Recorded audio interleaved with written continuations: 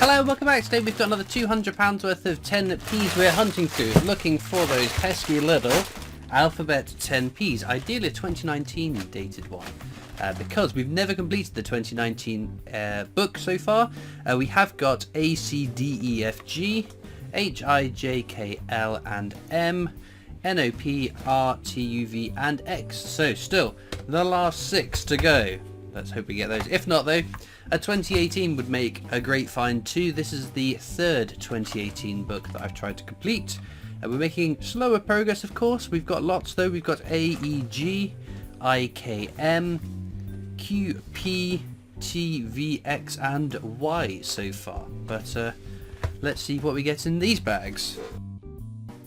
Okay then, whilst the coin hunt is ongoing, I'm going to be going through some of the recent comments left on my videos. If you get a random love and like from me but no reply, it's because I've taken a screenshot of it to use in one of these Q&As on the 10p coin hunts.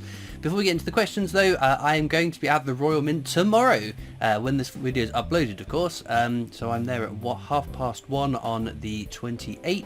If you want to come along and say hi, or if you haven't got the strike your own, then come along and do so, it'd be great fun. We should be there a bit before the tour at 1:30, and we'll probably be there for a few hours after, so do feel free to come up and say hi if you're there too. Okay, Mike Tyson 8255 says, hello Christopher. Yes, it's the man with the silly name here again. I think it's because I got really confused how to, seeing the name Mike Tyson all in one go, I couldn't figure out where the break was, but that says more about me than it does about your username. Just wanted to say that was a top tier hunt if ever I did see one. Have you any plans to head up north again this year perhaps? I live not far from Harrogate, but I missed you there last year unfortunately. Please say hello to my 2 little children Sam and Matilda, who also love watching your videos and have affectionately dubbed you Coin Man. That'd be a cool, imagine what kind of a superhero outfit I'd be wearing. Which I think sounds like a superhero name, but there we go. So, so of course, hello to Sam and Matilda. I hope you're liking the videos. Have I got plans to head up north? Nothing immediately, I must say. I don't know when the next Harrogate coin fair is, and if it is happening, whether I'll be there or not. But if things change, if I am asked to go, then of course I will let you guys all know that I'll be there. Right, Karen Borwell JG6HC says, I agree, Royal Mint issued far too many coins recently in a short space of time. At least one a week and sometimes 2. I wonder if it was anything to do with King Charles's illness. Hopefully the releases will slow down and be kinder to the pocket. We are supposed to be in a cost of living crisis after all. I'm hoping the Team GB for the Paris Olympics at least goes into circulation. We need more going into circulation so everyone has a chance to collect them. Yep, very much echoing my thoughts. I just don't really understand. Like you said, we're in a cost of living crisis. Not all collectors have boundless, endless, deep pockets to be able to purchase all the things. And I think as well, for those that are purchasing the gold, the larger, more impressive, well, I wouldn't say more impressive, but more expensive coins, it must be tough for them. If you're spending a couple of £1,000 on each coin as it comes out, when they all start coming out 1 or 2 a week, like you've said, then even for those people that must be quite the layout. So yeah, I wish there was a bit more separation in releases. I don't know, but I don't know how it works. I don't know if I've long thought that potentially those that are working on the Dinosauria collection are just working on that, and they don't talk to other people working, or other teams working on other coin releases. They're just sort of they release when they release. So yeah, I wish there was a bit more structure and organization, mainly separation of the release dates to, as you said, be kinder to all of our pockets. Do I think it was anything to do with King Charles's illness? Probably not, no. I don't think that that would have impacted it at all. If we look back to when Queen Elizabeth II passed away, there was a pause on production for about was it 1 or 2 weeks, and then the memorial coins came out. But yes, I don't think that his illness would have played a part in the decision to cram everything out in 5 minutes. Right, Georgina Evans says, in my hunt today I found a rotation Benjamin Bunny. It was very dirty, I cleaned it. I know you're not supposed to clean coins. I had to look twice at the 50p before I realised it was Benjamin Bunny 50p. Then I rotated the 50p coin and it was a rotation, so it pays to look at. It certainly does, and congratulations on the find. I think I've only found 2 of them in the past. So very well done on finding it and spotting it. Your comment about you shouldn't clean it. So it's a very... it's a tough balance here. If it's a circulating coin that's not worth a huge amount of money, then like if you find a Benjamin Bunny, a standard Benjamin Bunny, and you want it to look a bit nice in your collection, then yeah, what is the harm in giving it a bit of a wipe to get rid of any schmutz on it? Because the whole thing about you don't clean coins is because you devalue them, but the Benjamin Bunny 50p is only worth 50p. It's never going to be worth lots and lots of money, so it's not damaging in that sense. Equally, say you had an Olympic football 50p. Maybe it was, I don't know, left in a fire. Someone has, I don't know, buried it and then dug it up, and it's covered, caked in dirt and grossness and whatever.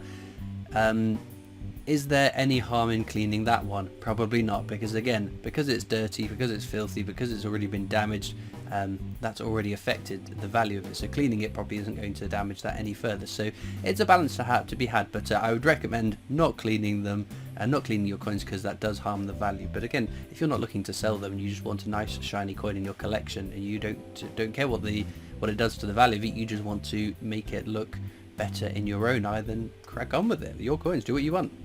Right, STE738 says, is the Flopsy Bunny super rare like Kew Gardens? So yeah, it's been a while since I found a Flopsy Bunny, hasn't it?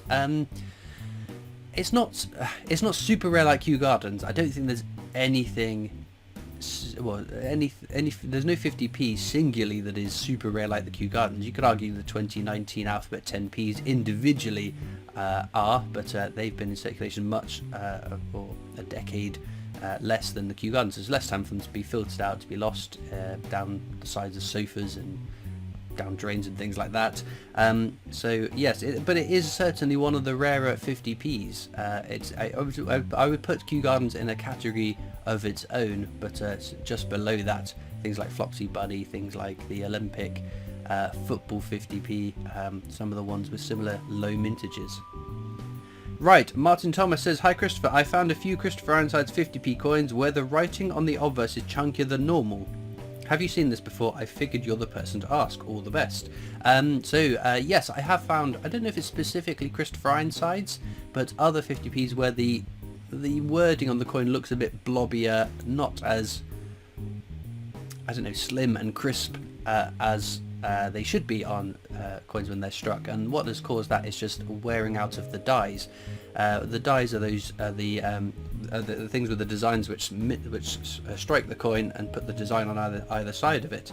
And I think they strike up to 500,000 coins. But towards the end of that 500,000 run, that's a lot of bam, bam, bam, bam, bam that they've been doing, wearing away at the metal in the dies. And sometimes it just wears a little bit more and causes them not to look as clean and crisp as when they first struck the coins. So that's what I would say. I don't think it adds a huge amount of value, but they're kind of interesting to have, I guess. Oh, there we go. M for Macintosh. And it's a 2018 dated one. Superb stuff. Right, Andy says, do you think the person responsible for the mule error was sacked? I think that's in relation to the Lord Kitchener £2 coin. I don't know. I'm not quite sure that the Royal Mint could even tell you when they were minted and how many were minted with that wrong obverse. It seems like very few, so it's interesting that some have managed to get into circulation, but not many. What we can draw a parallel to is the undated 20 pence. That is another mule error, whereby in 2008, when we changed from not Ian Rank Broadley, what's he called? Christopher Ironside's Britannia definitive design to Matthew Dent's Shield definitive design, the date on the old 20p was on the tail side and the date on the new side was on the head side. So then when they put the tail side for the new 20p and accidentally put in the tail side for the old 20p, when they struck together, there is no date on either side, which is an undated coin, which is a mule error because one of the dies were incorrect. Whether it's the heads or the tails is entirely down to you to decide, I guess. But that person still worked at the Mint for many, many years. I don't know if they're still working there, but it used to be part of the tour. They would say about the undated Mule era 20p coin, and say, but he is still working here, and everyone still winds him up about it. It was part of the tour, so potentially not. No.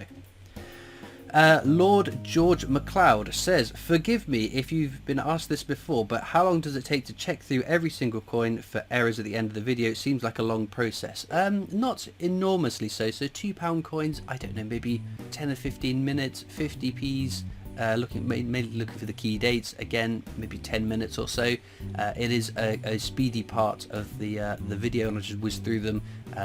So yeah, not very long at all, but definitely worth it, because every now and again we find a cracking error or a cool key date. Okay, Marcel.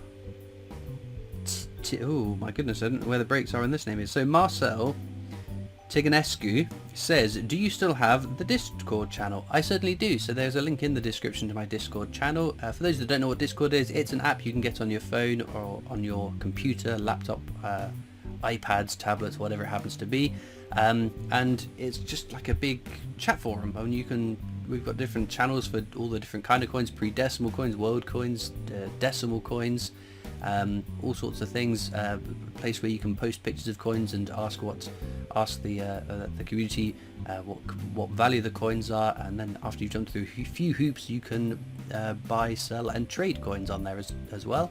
It's a big chat forum, and there's a voice channels section of it, so you can jump on and chat through a microphone or whatever, other coin collectors, and I hang about there a few evenings a week as well. So it's a great place to come and chat with me and other interested coin collectors. But with that bit of self-promotion being said, let's get back to the coins. Well, there we go, our finds for today. Just the 2 coins. The Jersey one is a pretty cool one to find. As I've always said, these Jersey, Guernsey, Isle of Man, all those other territories and crown dependencies, their coins shouldn't be in the mainland UK change, so they do get in every now and again, and they're quite cool. But the main thing, to be fair, we could have just found this one coin and I'd have been satisfied with that hunt. M for Macintosh from 2018. Absolutely superb. I'd never grumble at finding an alphabet 10p. Sadly, one we already have in the book, so it won't be a new edition, but we'll have to keep on hunting these 10p's to try and fill up both the books. Well, let me know in the comments if you found an alphabet 10p this week. It's always interesting. Normally 2 or 3 of you have found them, so I'd like to know what letter you found and where you found it. Links as usual are in the description of this video across to my coin collecting Discord server if you want to come and join that. There are also links to my other social media channels, the PO Box address if you want to write into me, and of course a link to the Britannia Coin Company's YouTube channel. That's the company I work for as my day job, so check them out too.